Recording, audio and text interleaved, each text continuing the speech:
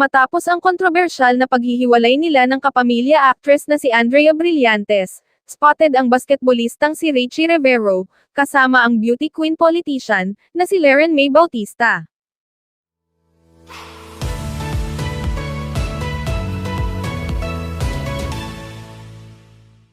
Mukhang patuloy na umuusbong ang magandang samahan sa pagitan ng dalawa, dahil huling-huli ang dalawa habang namamasyal sa isang shopping mall. Isang netizen ang nag-upload ng larawan ni Richie at Leren, nakuha habang abala ang dalawa sa pagche-check ng mga plushie stuffed toys, sa isang store sa loob ng isang mall.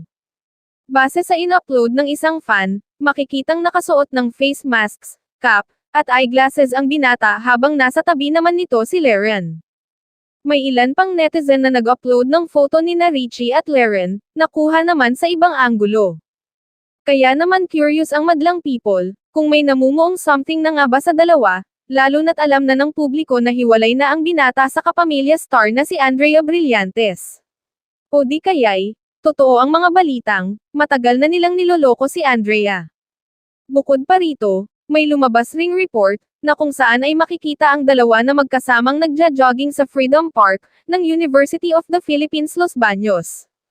Kahit pa naka-face mask ang dalawa, ay makikita sa larawan, na si Richie nga ang lalaki, at si Leren ang babae, lalo na sa larawang nakatanggal ang mask nito.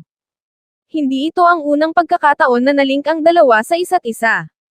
Matatanda ang noong hindi pa kinukumpirma ni na Andrea at Richie ang kanilang paghihiwalay, ay spotted ng magkasama ang dalawa, matapos ibahagi ng beauty queen ang larawan ng binata sa kanyang Instagram story. Matapos nito ay nagsalita ang basketballista at kinumpirmang hiwalay na sila ni Andrea. Base rin sa statement ni Richie, ay walang namamagitan sa kanilang dalawa ng konsihala, at magkaibigan lamang sila.